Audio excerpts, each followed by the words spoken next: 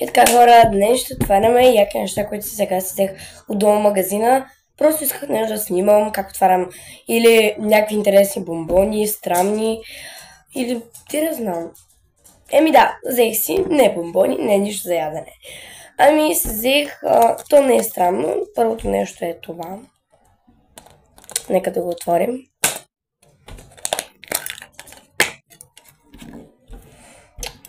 Това е много кют. О, аз знам.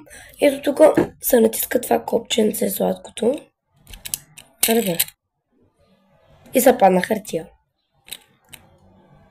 Аре О. Ето. Добре, защо така бъгва, бе? Бах ти глупостта. Не, чак тук много е кют. За 2 лева. Не знам дали се струва. Ама да, сладко си. Не знам дали се струва просто. И второто нещо е това. Лабубу. Известното ни лабубу. Всички мои приятелки имат лабубу и такова. Не е истинско ми. Като играчка. Лабубу.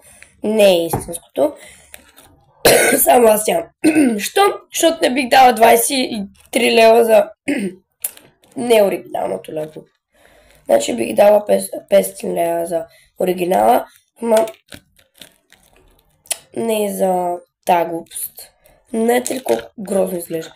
Обаче това. От сега като го напипам. Не. Има си сладка фигурка лабубу тук.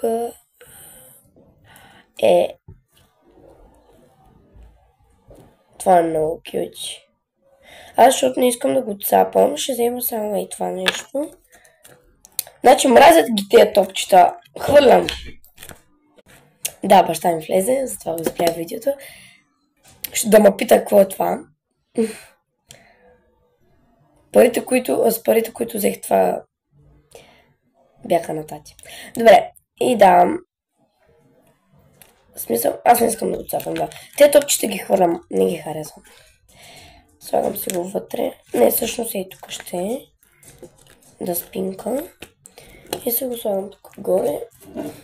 Значи има много фигурки лабубу. Това също си го слагам. Това го хвърлям. А пък това отива на специално място. Тук горе си правя такова с такива. И абонирайте се за канала ми, лайкнете това видео и от мен се Луки. Чао, обичам ви!